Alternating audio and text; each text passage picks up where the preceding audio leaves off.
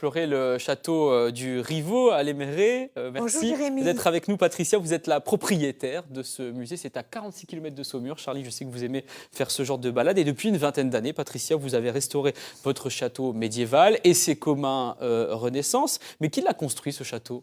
Eh bien, il a été construit entre 1420 et 1450 par la famille Beauvau. Vous connaissez l'hôtel de Beauvau à Paris. Tout à fait. Eh bien, c'était cette très illustre famille qui était établie donc dans la région depuis l'an 1000 et qui a eu l'autorisation du roi Charles VII d'ériger un tel château. Souvenez-vous qu'à cette époque-là, le roi Charles VII était réfugié à Chinon, qui se trouve à seulement 10 km.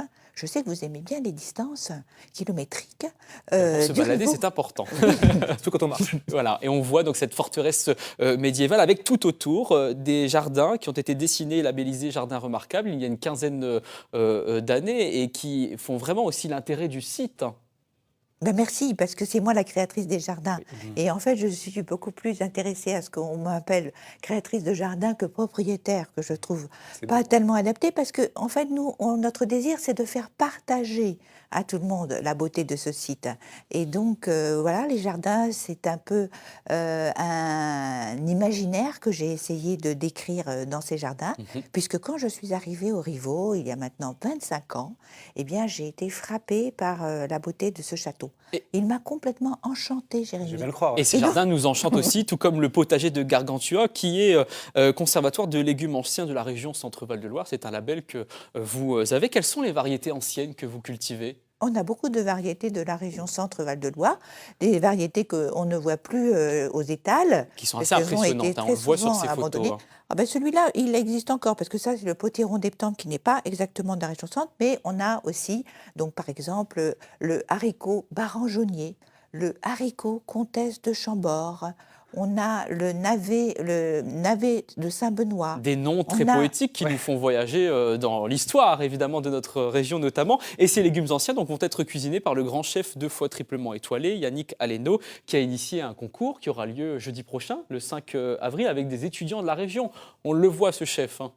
Exactement. En fait, Yannick Aleno nous fait l'honneur et la gentillesse de présider le jury ou accompagner d'autres grandes personnalités du monde de la gastronomie, comme Pierre Hermé, comme Perico Légas, comme le baron de la Truffe, comme Monsieur Xavier Aubrin du restaurant étoilé Le Chien On voit Jaune une partie à du Tours. jury sur cette photo Voilà. également. Eh bien, il viendra donc décerner un prix à une des 4 écoles de cuisine de la région Centre-Val de Loire. Voilà, le lycée hôtelier de Blois, le lycée Albert Baillet de Tours, le lycée privé Saint-Gilles et les étudiants du CFA de Tours.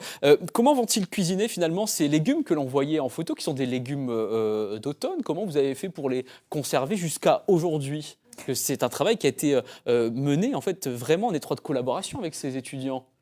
Oui, ben en fait, c'est une idée de M. Aleno. Il s'est rendu compte qu'avec les principes de conservation anciennes, tels que l'extraction, tels que la fermentation, tels que le confit, enfin, toutes ces façons de conserver qu'utilisaient autrefois les anciens, sans électricité, eh bien, les légumes gardaient le goût du terroir. C'est-à-dire que l'on pouvait différencier un poireau de Sologne d'un poireau de Normandie. Grâce à ces procédés, notamment l'extraction, comme vous le disiez très simplement, à qui vont-ils servir en fait les plats qu'ils vont préparer, ces étudiants? Eh bien donc les étudiants, selon ce principe, ils ont récolté ces légumes au mois d'octobre dernier au Rivaux, dans le potager biologique, et maintenant, et pendant tout l'hiver, ils ont réfléchi à leur conservation, enfin ils ont dû réfléchir vite, hein. Et puis donc maintenant, ils vont restituer un repas qui sera servi aux membres du jury, et les membres du jury donc choisiront le menu le plus intéressant, puisque c'est un menu qui doit aussi suivre les principes de la tradition de la gastronomie régionale.